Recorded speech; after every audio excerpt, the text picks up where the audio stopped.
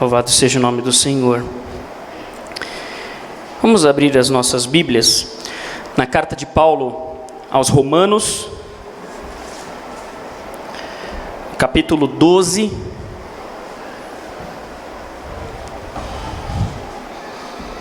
Carta do apóstolo Paulo aos Romanos, capítulo 12, a partir do versículo 9. Nós vamos ler do 9 até o 21. Dá um tempinho para os irmãos procurarem.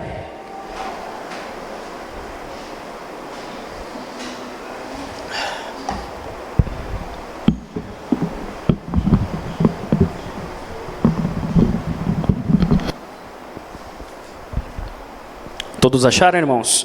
Carta de Paulo aos Romanos, capítulo 12, versos 9 ao 21. Diz assim: o amor deve ser sincero. Odeiem o que é mal. Apeguem-se ao que é bom. Dediquem-se uns aos outros com amor fraternal. Prefiram dar honra aos outros mais do que a si próprios. Nunca lhes falte o zelo, sejam fervorosos no espírito, sirvam ao Senhor, alegrem-se na esperança, sejam pacientes na tribulação, perseverem na oração. Compartilhem o que vocês têm com os santos em suas necessidades. Pratiquem a hospitalidade. Abençoem aqueles que os perseguem, abençoem e não os amaldiçoem. Alegrem-se com os que se alegram, chorem com os que choram. Tenham uma mesma atitude uns para com os outros. Não sejam orgulhosos, mas estejam dispostos a associar-se a pessoas de posição inferior. Não sejam sábios aos seus próprios olhos. Não retribuam a ninguém mal por mal. Procurem fazer o que é correto aos olhos de todos. Façam todo o possível para viver em paz com todos. Amados, nunca procurem vingar-se, mas deixem com Deus a ira, pois está escrito: minha é a vingança, eu retribuirei, diz o Senhor. Ao contrário, se o seu inimigo tiver fome, dá-lhe de comer, se tiver sede, dê-lhe de beber. Fazendo isso, você amontoará brasas vivas sobre a cabeça dele. Não se deixem vencer pelo mal, mas vençam o mal com o bem. Amém, queridos? Vamos ter uma palavra de oração nessa noite. Pai, muito obrigado, Senhor, pela palavra que nós lemos. Sabemos que o momento da exposição da palavra é a palavra por si só que é mais importante, Senhor. Nós apenas queremos ser um canal de bênção, Senhor, um canal que sirva, Senhor, para que o Senhor nos use de modo a entender melhor esta palavra, de modo a interpretá-la de acordo com a Tua vontade, com a Tua soberana vontade, Senhor. Obrigado por estarmos aqui reunidos. Desde já, Senhor, nós colocamos diante de Ti também essa situação de nosso país, essa situação, Senhor, que está acontecendo em Minas Gerais. Pedimos que o Senhor abençoe, Senhor, essas pessoas, nos mobilize a Tua igreja espalhada por este país, Senhor, já que os nossos governos não fazem nada. Senhor, em nome de Jesus, nos ensine a fazer a nossa parte, Senhor, e abençoar a vida daqueles irmãos, daquela comunidade, daquelas pessoas, Senhor, de todas aquelas pessoas que estão sofrendo com essa calamidade. Oramos também pela França, Senhor, que tem passado momentos de terrorismo ali, Senhor, com pessoas mortas. Pedimos que o Senhor intervenha, Senhor, nessa situação, conforme a Tua vontade. E agora, Senhor, que estaremos aqui, que o Senhor possa nos abençoar e possamos explanar a Tua palavra, que o Senhor possa falar aos nossos corações em nome de Jesus. Amém e amém. Queridos, o Evangelho não é uma utopia. Quando lemos isso aqui, nos dias de hoje, com a nossa comunidade de hoje, com a nossa, com a nossa maneira de viver, com a sociedade onde nós estamos inseridos, talvez você enxergue isso como alguma coisa muito difícil de se concretizar na prática. Mas eu quero te dizer, o Evangelho não é uma utopia. Quando o apóstolo Paulo diz que nós devemos praticar o amor, que nós devemos abençoar aqueles que nos perseguem, nós devemos fazer isso porque conhecemos a Deus, porque nós recebemos de Deus o amor, porque nós temos o amor do próprio Deus, temos o Espírito Santo em nossos corações. E se eu pudesse dar um tema para essa mensagem, seria vivendo em comunidade. Não só na comunidade de irmãos cristãos, mas também como cristãos relevantes na sociedade onde nós estamos inseridos, vivendo em comunidade, em amor, igualdade, intercessão e compartilhamento. Um título grande de mensagem, mas é de tudo isso que trata esse texto que nós lemos e que agora, com a graça de Deus, nós vamos expor. Primeira coisa que Paulo diz aqui é que o amor deve ser sincero. Sincero do latim é sem cera. Colocava-se cera em cima de móveis para que eles aparentassem uma aparência de novos, uma aparência de coisa nova. Mas o bom comprador de móveis não se sensibiliza com esse tipo de subterfúgio.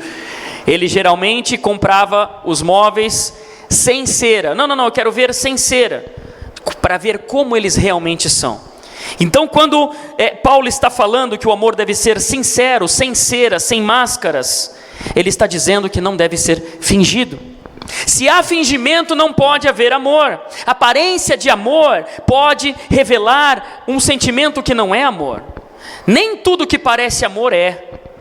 Ao contrário, o amor deve parecer amor, mas nem tudo aquilo que aparenta ser é de fato. O amor confronta, o amor perdoa, o amor honra o próximo.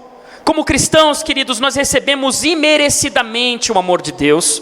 Recebemos o amor de Deus sem merecer. Mesmo sem merecer, sua graça se derrama sobre mim, diz a canção que nós costumamos sempre cantar aqui. Devemos amar. Se nós recebemos o amor de Deus e dizemos que Ele está em nosso coração, devemos amar. E esse amor se revela em atitudes, não somente para com Deus, você deve amar a Deus, mas a manifestação visível do amor de Deus é tanto a sua igreja, quanto você mesmo, dentro da comunidade onde você está inserido, dentro da sua escola, da sua faculdade, do seu trabalho. Você deve ser um instrumento de amor de Deus para as pessoas que se perdem. Amém, queridos? Então, nós, uns aos outros, precisamos externar práticas que revelem o amor de Deus. Paulo determina aquela igreja de Roma que eles amassem uns aos outros como se ama um irmão de sangue. Ele fala, amem-se com amor fraternal. A palavra fraternal é palavra que significa irmão, irmão de sangue. Nós somos irmãos pelo sangue de Cristo, amém, queridos? Devemos nos amar, né? Se o amor dele está na sua igreja, e eu sou igreja, e você também, porque a igreja não é esse lugar bonito onde nós nos reunimos, e aconchegante, com essas cadeiras boas de sentar. Na verdade, igreja sou eu e você. Se somos igreja, e se o amor de Cristo está na sua igreja, então nós devemos amar. E amor não se resume a um sentimento, a emoção de sentir alguma coisa, mas é um mandamento de Cristo para a igreja, e para ser exercido ativamente. Cristão que não ama, deve repensar a sua eleição, deve repensar a sua conversão, a sua salvação, porque é impossível alguém que tenha recebido de graça o amor de Cristo, que não externe isso, que não transpareça isso. Por mais truculentos que às vezes possamos ser, por mais às vezes ranzinza que podemos ser, mas o cristão ama, o cristão deve amar, queridos. Nós não podemos nos conformar com a situação deste mundo, deste século. Mas Paulo, no mesmo capítulo 12, diz: mas transformai-vos pela renovação do vosso entendimento. Querido, a renovação do nosso entendimento vem com a palavra de Deus, com a conversão, e a conversão gera em nós o amor. Nós fomos adotados por Deus com um amor eterno. Como não amar então o nosso irmão? A fé sem obras é morta, Tiago já disse. Se não amamos os outros que nós vemos, então como nós podemos dizer que nós amamos a Deus, querido? Se nós não temos atitudes práticas de amor de Deus em relação às pessoas, temos que repensar nossos conceitos. E o amor, no próprio versículo 10, parte B, diz: prefiram dar honra aos outros mais do que a si próprios. Parte B: Somente com a atuação do Espírito Santo isso vai acontecer. Porque no mundo aí fora, a tendência natural é que as pessoas procurem, anseiem, desejem ser homenageadas, desejem aparecer nos jornais, corram atrás de fazer os seus nomes conhecidos, de terem fama. Mas o crente verdadeiro, que ama com o amor de Deus, ele procura dar honra aos seus irmãos, mais do que a si mesmo. É claro que sabemos das nossas qualidades, é claro que sabemos das nossas habilidades, mas procuramos dar honra a quem está do outro lado. Procuramos dar honra ao outro, elogiar ao outro, abençoar o outro, honrar, respeitar, exaltar. Isso demonstra humildade, isso demonstra amor. Não devemos fazer isso como algo que seja para alcançarmos alguma coisa. Não, querido. Honre o outro. Quem ama, honra o outro, honra o seu próximo. O crente vive na contramão do sistema. Enquanto esse mundo corre atrás de fama e de honra, o cristão se doa. O cristão honra o próximo. Amém?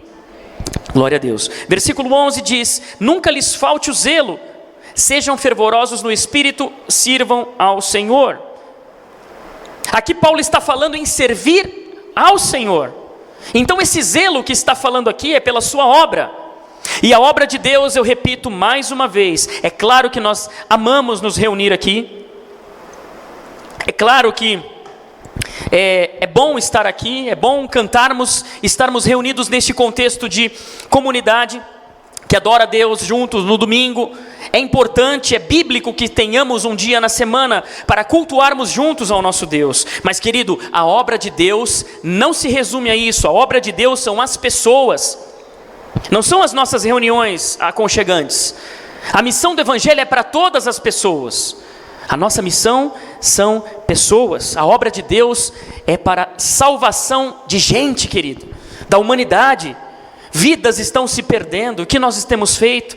A missão do Evangelho é para todas as pessoas e para a pessoa toda.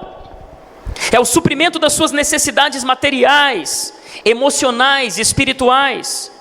Onde o reino de Deus é estabelecido, é implantado, o ambiente onde o Evangelho é pregado, deve haver uma mudança, querido.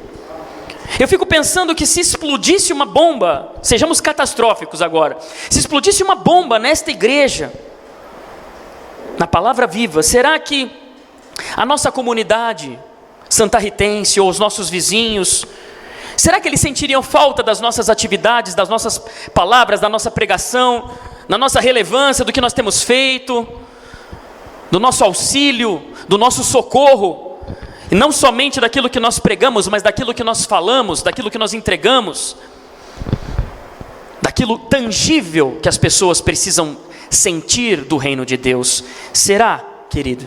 Parece trágico, mas quando nós partimos dessa reflexão, nós podemos rever muitas das nossas atitudes. Evangelizar não é alimentar somente a nossa alma, ou a alma dos perdidos. Amém, queridos? Então precisamos ter uma postura relevante também sobre o reino de Deus, entender mais que o reino de Deus é para além do Espírito. Servir ao Senhor com fervor do Espírito, então, é ter zelo pela sua obra, pela sua missão. E algumas traduções diz, jamais ser vagaroso com esse cuidado. Então, queridos, muitas vezes para que alguém receba a mensagem do Evangelho, você vai ter que abrir mão de alguma coisa que às vezes é importante para você. Às vezes uma partezinha do seu tempo, às vezes uma parte do seu lazer, do seu final de semana. Isso não é missão somente entregue ao pastor. Me desculpe, eu não estou querendo colocar numa posição cômoda aqui, de que somente, todos sabem que nós pensamos de uma forma diferente quando tratamos de pastorado. Eu creio que cada um de nós aqui é um evangelizador, um cuidador de vidas, mas eu entendo sim que o cuidado pastoral, a visita, o ensino doutrinário é função pastoral. Mas essa missão de sermos bênção na vida do outro, querido, isso não se resume ao pastorado. Essa missão é de todo crente em Cristo. Amém? Servir a Deus com fervor, servir ao próximo, a obra de Deus. Querido, isso é para mim e para você. Não somente na obra de Deus, Mas aqui agora também estamos falando um pouco aqui do nosso contexto. Temos muitas lacunas a serem preenchidas, temos muitos espaços. Temos louvor, crianças, temos data show, temos, enfim, tantas coisas. Não simplesmente porque estejamos precisando de trabalhadores. A obra sempre está precisando de trabalhadores. Mas é que Deus tem o privilégio de contar com você. E mais do que isso, na verdade, você tem o privilégio de colaborar na obra do Senhor. O Senhor continua sendo Deus sem nós. É um privilégio trabalhar na obra dele, melhor dizendo. Então, querido, a missão não é só do pastor, é de cada crente em Cristo, zelo, fervor no Espírito, amém? Apóstolo Paulo, no versículo 12, começa a falar então de alegria. Alegrem-se na esperança, sejam pacientes na tribulação e perseverem na oração. Esperança que o crente tem, querido, no que se refere ao mundo vindouro, aquilo que há de vir, deve ser a sua alegria. Não há tristeza no mundo que suplante a alegria da esperança que o crente tem na volta de Cristo. Muito pouco se fala hoje em dia sobre a volta de Jesus, mas é algo que nós devemos ansiar, é algo que nós devemos latejar no nosso coração, porque Ele vai te buscar, amém? Quando nós vemos o nosso futuro, nós contemplamos a promessa de vida eterna e a certeza da ressurreição. Nós devemos nos alegrar. Nenhum sentimento, nenhum sofrimento que passemos aqui será eterno. Nenhuma tribulação que a gente passe nessa vida durará para sempre. Todo deserto um dia acaba. Para muitos vai acabar aqui mesmo, porque muitas vezes o deserto é uma prova de Deus. Mas às vezes, queridos, nós só vamos estar livres de sofrer na eternidade. Mas amém, ela vai chegar. Um dia Ele enxugará dos nossos olhos toda lágrima, diz a palavra do Senhor. Que esperança maravilhosa temos nessa palavra.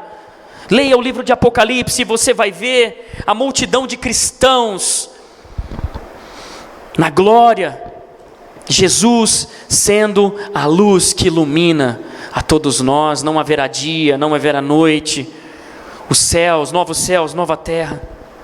Aleluia. Por isso, então, na tribulação, Paulo diz que nós devemos ser pacientes. Por que devemos ser pacientes? Porque ela vai terminar.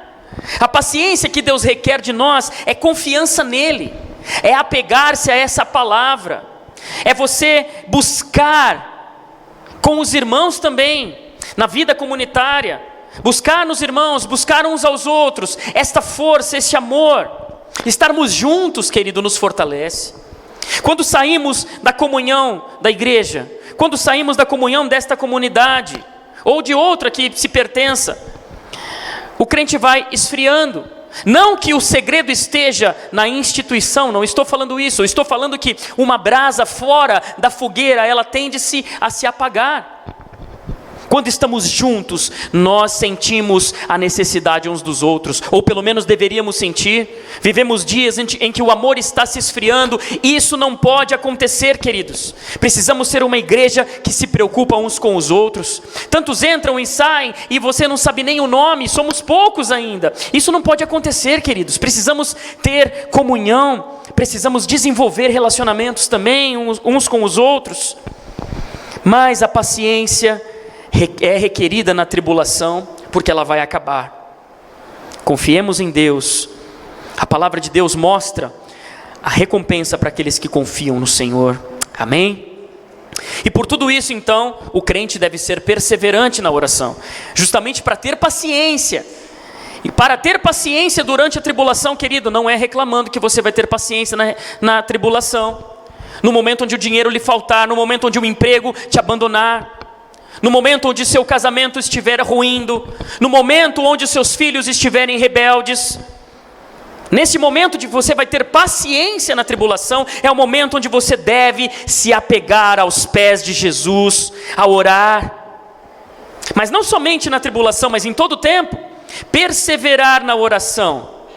A perseverança na oração é aquela oração desesperada com Deus, mas também é a oração de agradecimento, é a oração de diálogo, de falar com Deus.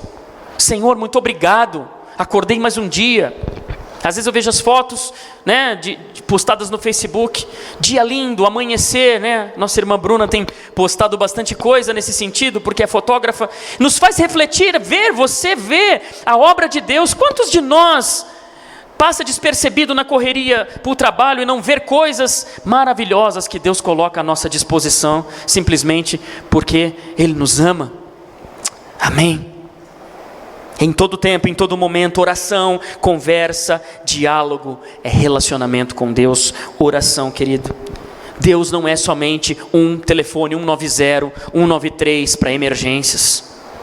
É claro que Ele é socorro bem presente na hora da angústia, mas Ele deseja estar todo o tempo conosco.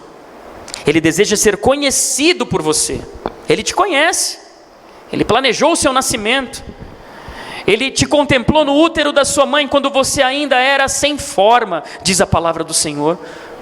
Quando nenhum dos meus ossos ainda tinha sido formado, ali o Senhor me contemplava, diz o salmista Davi. Mas querido, Ele deseja que você seja conhecido dEle, deseja andar com você.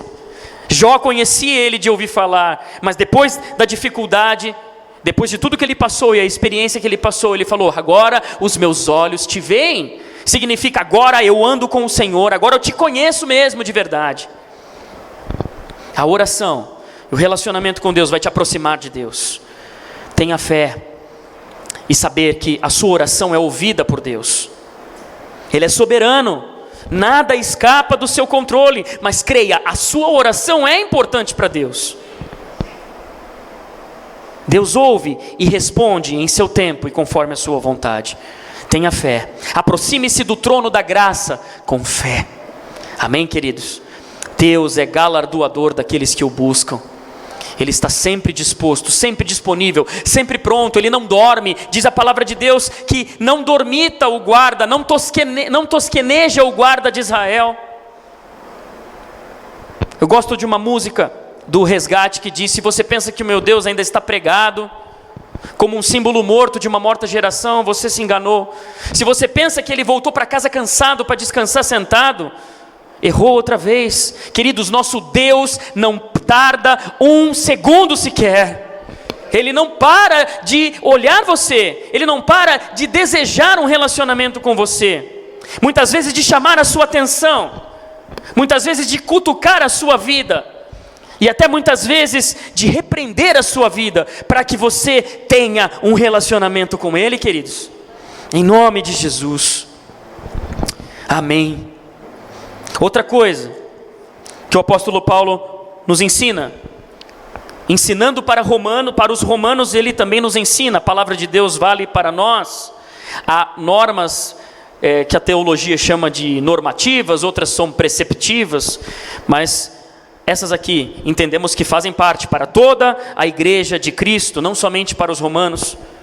O crente tem que ser hospitaleiro, o crente tem que amar. Talvez aqueles romanos estivessem em falta com tudo isso.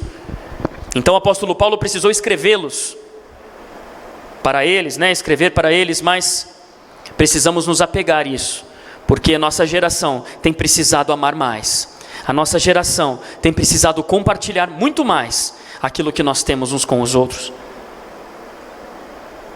Versículo 13: compartilhem o que vocês têm com os santos em suas necessidades, pratiquem a hospitalidade. Compartilhar o que se tem com as necessidades dos santos levou muita gente a imaginar que a mensagem do Evangelho carregava ideais socialistas.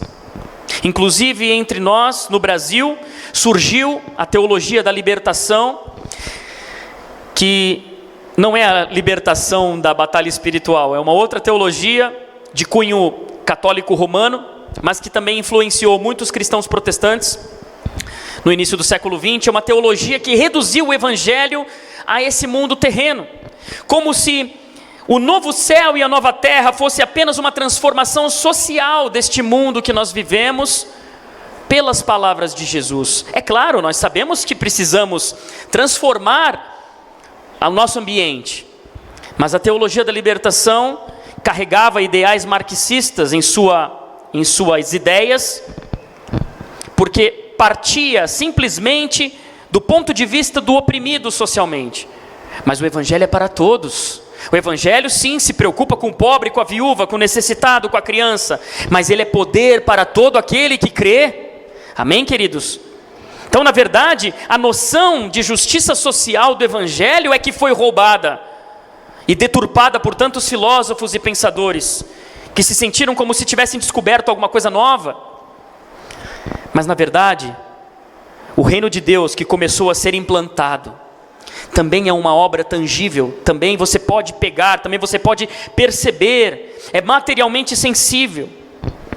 Mas um dia, não podemos perder de vista isso, jamais, um dia, queridos, será completada a obra em um novo céu, literal, e uma nova terra, literal. Não é algo que vai ser implantado aqui pela mudança das nossas atitudes e sermos bonzinhos como Jesus foi. Não, novos céus e nova terra, onde não haverá mais choro, nem dor, nem desigualdade. Cristo será a nossa luz para todo sempre. Mas o que nós queremos dizer com isso? Que a justiça de Deus também se manifesta em dividir o que se tem, para que o outro que não tem, tenha alguma coisa. É interessante que na igreja primitiva a medida da solidariedade e do compartilhamento e da divisão não era como hoje. A medida naquela época era da necessidade de quem recebe. Hoje é somente da possibilidade de quem doa. É claro que nós só vamos nos mover de acordo com aquilo que nós temos. Mas hoje nós temos muito mais recursos, tecnologia do que antigamente, queridos. Hoje a medida é simplesmente da sua possibilidade. É claro, como estou falando, se a doação há generosidade. E é claro que nós vamos ajudar as pessoas na medida em que nós podemos. Não podemos ajudar mais do que podemos. Mas será que a gente não poderia fazer muito mais em conjunto em prol das pessoas que precisam, para que na medida das necessidades delas, elas fossem realmente supridas em todas as suas necessidades? Será, queridos? Será que nós não poderíamos nos engajar um pouco mais, para que a minha ajuda somada com a sua satisfaça a necessidade de tantos irmãos que passam fome mesmo, de tantos irmãos que conhecemos que passam privações sérias, e que muitas vezes pensamos, a desigualdade do país, é a crise, é isso, é aquilo, é claro que é tudo isso. Mas eu acho que como igreja, podemos sempre fazer um pouco mais. E Deus tem me incomodado a falar sobre isso, a pensar um pouco sobre isso, a refletir. E que Deus nos ajude a colocar isso em prática. Eu conto com vocês. Amém, queridos? Louvado seja Deus. Então Paulo também nos exorta a sermos hospitaleiros. Engraçado que no ambiente batista isso sempre foi uma tônica, né? Eu me lembro que quando vinham os missionários dos Estados Unidos, os meus pais com muita alegria hospedavam os missionários. Às vezes eles ficavam hospedados também na casa dos outros irmãos. Às vezes vinham 20, 30, dividiam-se as casas onde eles iam ficar. Mas muitas vezes hoje podemos fazer isso e nós não fazemos. Apesar de que hospitalidade que Paulo está falando aqui vai um pouquinho além de hospedar missionários, pastores, cantores. Hospitalidade que Paulo está falando aqui, que tem que incomodar o nosso coração, é de socorrer alguém que precisa, é de emprestar um teto para alguém por um tempo, que esteja em situação de risco, que esteja sendo despejado. Enfim, o nosso amor cristão deve fazer diferença nessas horas difíceis, nessas horas que são cruciais na vida de alguém.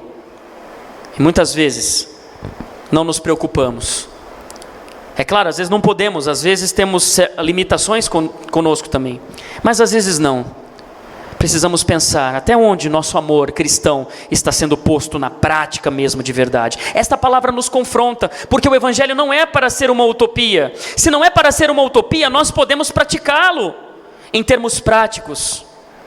Estamos dando alguns exemplos só, que eu e você possamos refletir mesmo sobre o que nós temos feito, se isso é suficiente para que o amor de Deus seja manifesto em prática para as pessoas que estão à nossa volta.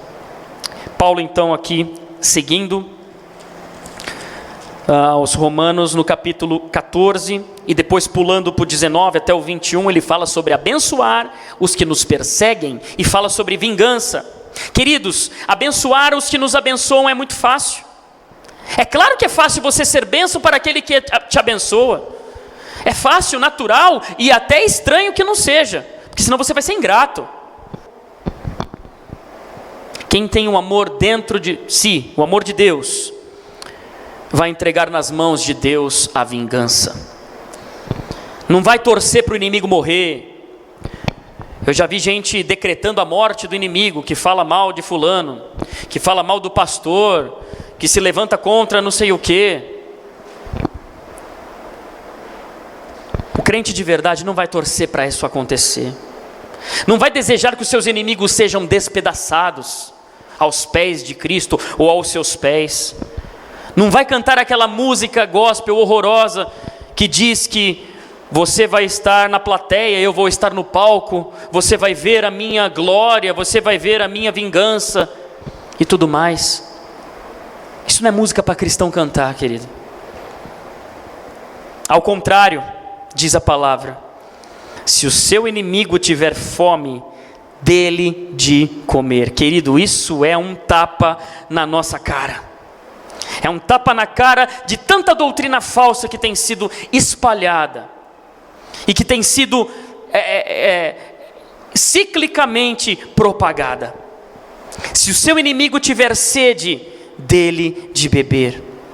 Assim serão amontoadas brasas de fogo sobre a sua cabeça. Interessante como também nós lemos isso tão rápido, e às vezes dá a impressão de que esse fogo de Deus é sobre a sua cabeça, porque você está fazendo alguma coisa boa com o seu inimigo. A palavra de Deus não está dizendo isso. Vamos ler mais uma vez. Se o seu inimigo tiver fome, dele de comer, se tiver sede, dele de beber. Fazendo isso, você amontoará brasas vivas sobre a cabeça dele. O que significa isso? O que Paulo está querendo dizer? O que a palavra diz sobre isso? Sobre a cabeça do inimigo, do perseguidor, brasas vivas de fogo.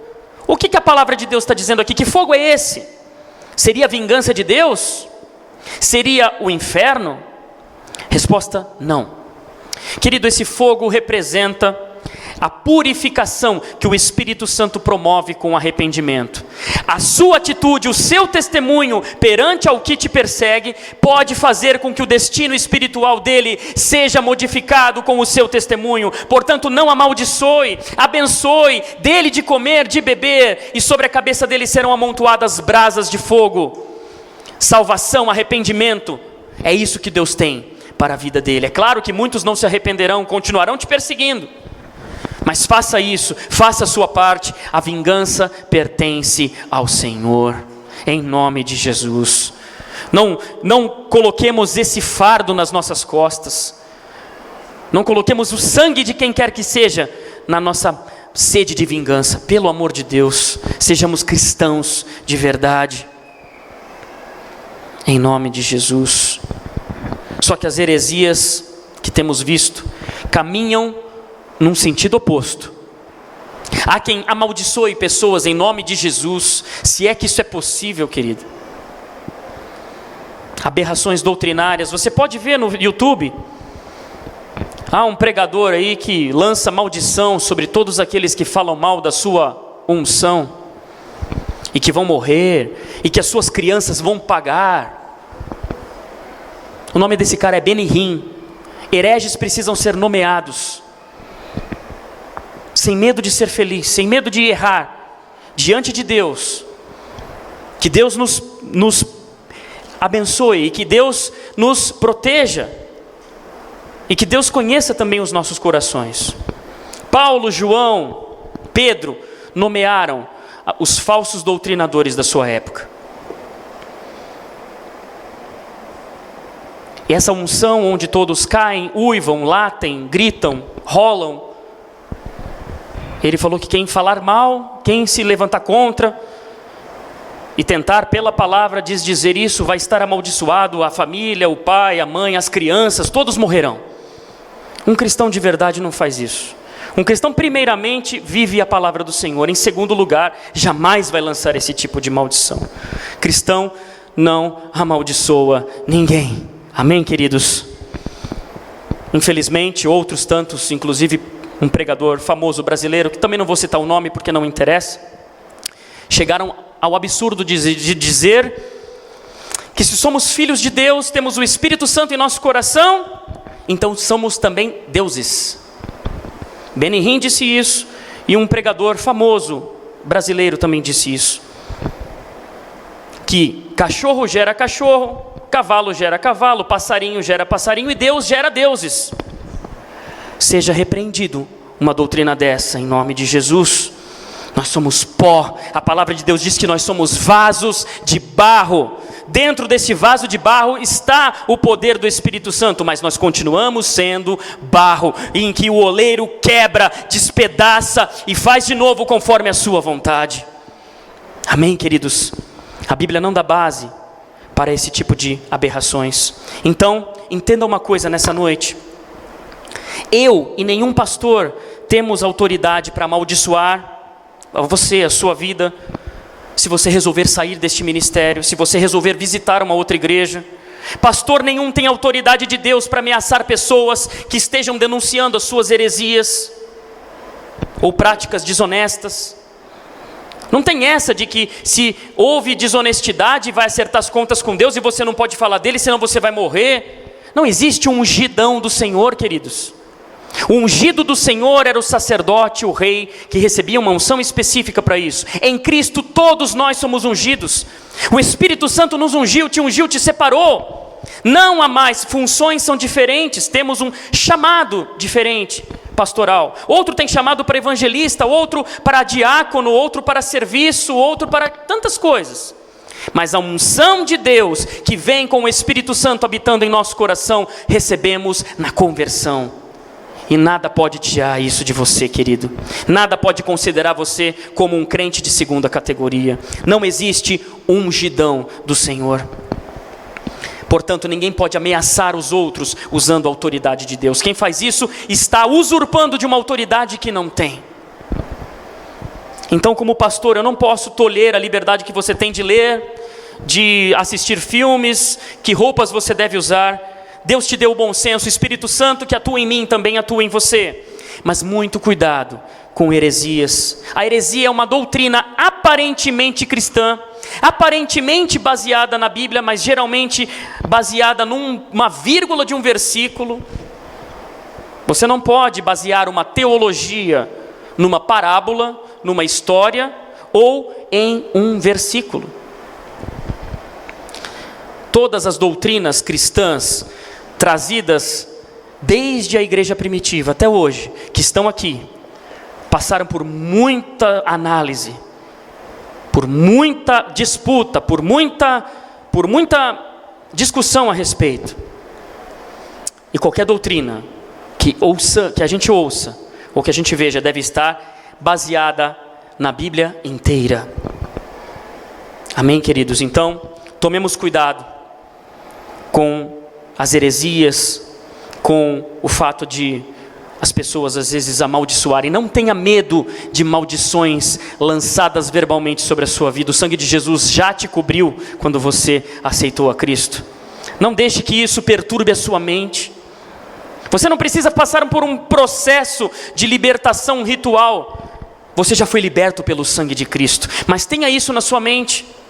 Porque muitas vezes isso é colocado como uma lavagem cerebral em nossas vidas. E a gente fica pensando, tem fundamento, mas isso aqui porque a minha mãe e o meu avô, querido, se liberte desta culpa e desta neurose em nome de Jesus. Se você é salvo em Cristo, tudo se fez novo na sua vida. Não permita que ninguém lhe ameace usando o nome de Jesus. Passando então para o versículo 15. Paulo diz: alegrem-se com os que alegram e chorem com os que choram. Significa que a gente deve suportar as cargas uns dos outros, para que não se tornem pesadas somente para uma pessoa. Orar junto, chorar junto, sentir a dor do outro, ligar, telefonar, mandar uma mensagem. Hoje temos tecnologia para dar e vender. Mas não é ter pena ou piedade ou qualquer outra coisa desse tipo, mas é considerar a sua luta a minha luta. Isso é ser crente de verdade, querido. Isso também é compartilhar a dor. Agora, para muita gente é fácil chorar com os que choram, mas o crente de verdade também é testado quando se alegra com os que se alegram. A inveja é um sentimento horroroso que infelizmente ainda não saiu do coração de alguns crentes. Inveja nasce de comparação. Pastor Ismael, da igreja presbiteriana aqui de Santa Rita do Passa Quatro, sempre fala sobre isso, que a inveja nasce do sentimento de comparação. Por que ele tem e eu não tenho? Por que Deus deu para ele e não deu para mim? Queridos, a alegria dos nossos irmãos deve ser a nossa alegria. Amém? Crente não pode sentir inveja, queridos. Confie em Deus, trabalhe, lute, mas se alegre com a vitória do seu irmão. Trocou de carro, amém, glória a Deus, querido. Pode dar uma caroninha para mim, mas glória a Deus. Trocou de casa, glória a Deus. Foi promovido no trabalho, amém. O seu tempo também vai chegar, lute, compartilhe sua alegria. Confie no Senhor, tenha paciência. Amém? Glória a Deus. Já estamos caminhando para o final. Vamos no versículo 16. Paulo está falando sobre igualdade de tratamento, né? Sem acepção de pessoas. Diz assim: tenham uma mesma atitude uns para com os outros. Não sejam orgulhosos, mas estejam dispostos a associar-se a pessoas de posição inferior. Não sejam sábios aos seus próprios olhos. Nós vivemos numa cidade peculiar. Eu posso falar porque já me considero daqui, eu já sou um santarritense de coração. Mas nós vivemos numa sociedade onde a diferença de tratamento entre as pessoas é algo visível, é algo notório. Nivela-se uma família pelo sobrenome dela, uma família inteira, ou pela atitude de um só integrante. Se um deles é nobre, a família inteira, você pode ficar tranquilo que é todo mundo gente boa. E nem sempre é assim. Mas por um lado, se alguém fez alguma coisa de errado na vida, se afasta dessa família porque é todo mundo tranqueira. Querido, isso é um sentimento que não pode entrar na igreja de Cristo. É algo que, se estamos nesse mundo, nós temos que pensar diferentes. Não podemos ser assim. Esse sistema, essa cultura, vai contra o que nós pregamos, vai contra o que nós devemos viver. No Evangelho de Cristo não há lugar para diferenças entre níveis sociais. Há diferenças, claro, sempre vai haver, mas diferença de tratamento, porque você é isso ou porque eu sou aquilo, isso não pode acontecer no nosso meio. Não há separação entre rico e pobre, não dá para ter lugar para atitude diferente entre os irmãos. Paulo está determinando aqueles romanos que eles não sejam orgulhosos. O orgulho é uma casca dura que envolve nosso coração, impede a amizade verdadeira, impede o perdão, impede o bom relacionamento, faz com que eu me ache melhor do que você se ache melhor do que o outro. Deus não faz acepção de pessoas. No reino de Deus, querido, o soldado se senta com o ex-presidiário, comem juntos, servem junto as crianças, as viúvas, o professor com o aluno, o empresário serve o empregado assalariado, todos sendo um como pai é, um como filho. Amém? Que esse possa ser o nosso sentimento, que essa possa ser a nossa vida. No reino de Deus não há lugar para tratamento diferenciado para aquele irmão mais abastado, cuja oferta geralmente é a maior. Não podemos fazer isso. Uma igreja verdadeiramente cristã não pode dar tratamento diferenciado para quem oferta mais abundantemente. Diz a palavra do Senhor que balanças honestas são abominação para o Senhor Deus. Abominação é mais do que detestar, é algo que Deus praticamente vomita. Abominação. E Paulo também exorta aqueles irmãos a não serem sábios aos próprios olhos. Era comum dos romanos o orgulho, a empáfia, o autojulgamento acima da média. O romano sempre se achou a cereja do bolo da humanidade. Sempre subjugou todas as nações. Foi um império muito importante, foi um império muito conquistador. Mas não somente a cúpula do império tinha esse sentimento, a população em geral tinha esse sentimento. Era comum dos romanos ter esta atitude de olhar os outros irmãos, as outras nações por cima.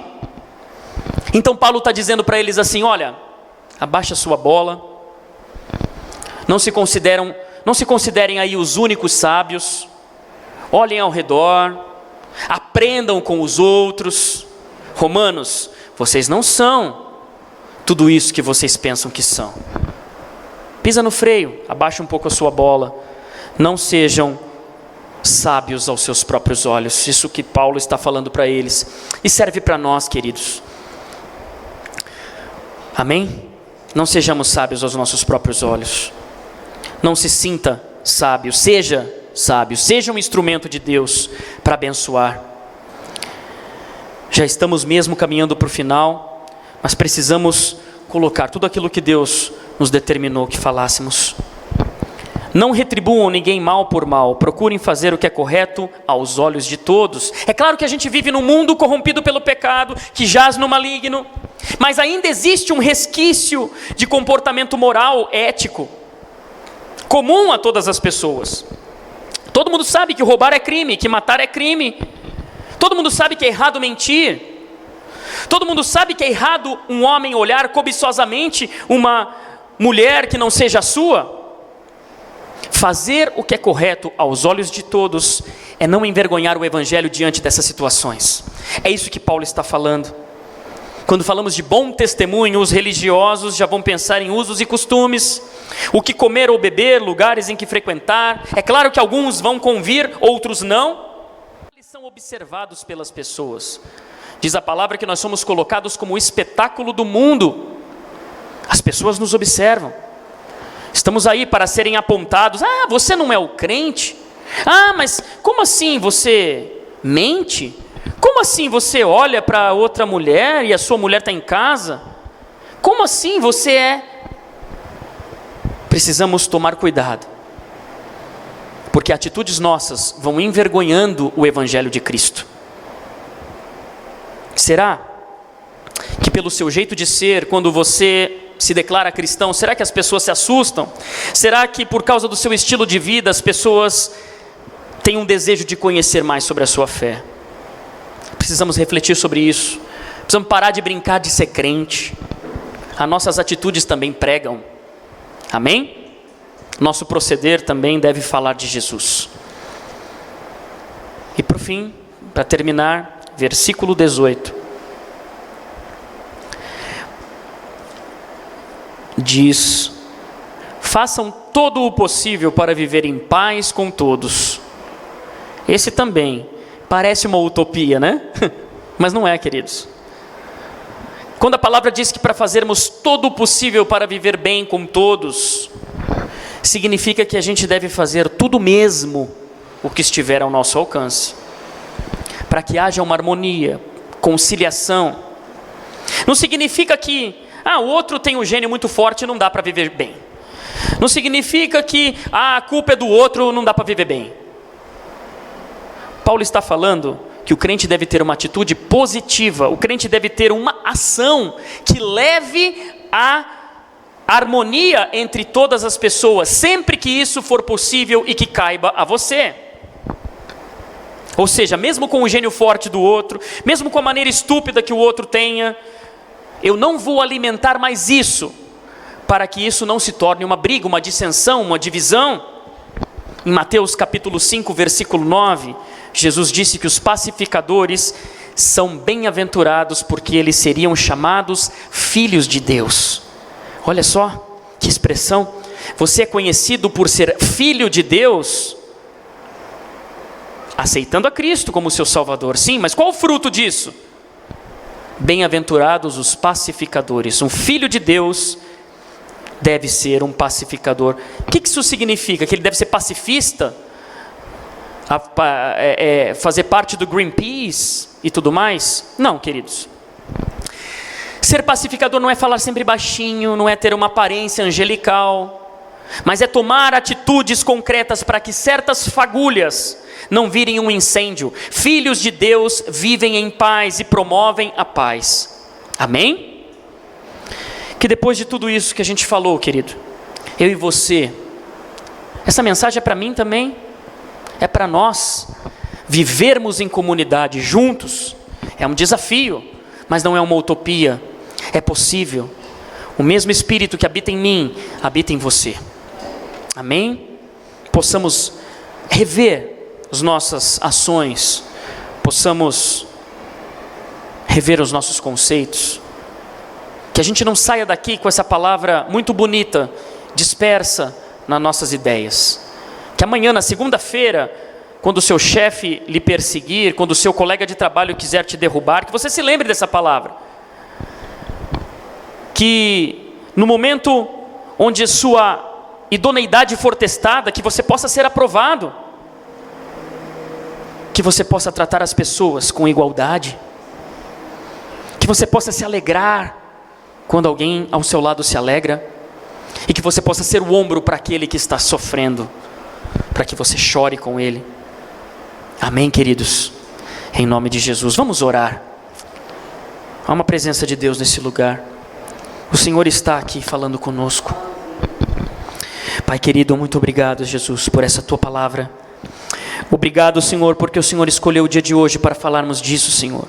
E já pregamos aqui tantas vezes sobre isso, mas a tua palavra se renova a cada manhã. Obrigado pela maravilhosa oportunidade de expor a tua palavra, Jesus. E expondo a tua palavra, nos expor a ela também, as nossas fragilidades, para que sejamos curados, para que sejamos transformados pela tua palavra, Senhor. Abençoa a vida dos meus irmãos, que possamos caminhar juntos, vivendo juntos, tendo tudo em comum, como a tua palavra nos declara que era a tua igreja nos primórdios, Senhor. Que vendiam as suas propriedades, que tinham tudo em comum, comiam juntos, em singeleza de coração. Não permita, Senhor, que a tecnologia de hoje, que a correria de hoje, que os prédios de hoje, que o asfalto de hoje, que a nossa vida maluca de hoje, nos impeçam de viver isso que o Senhor planejou para a sua igreja. Nos ensine, Senhor, a viver juntos, a viver preocupados uns com os outros, e sendo assim que possamos nos preocupar também com aquele que perece, com aquele que está lá fora, e possamos ser o instrumento, ser a resposta de Deus para essas pessoas. Obrigado, Senhor, te agradecemos em nome de Jesus. Amém.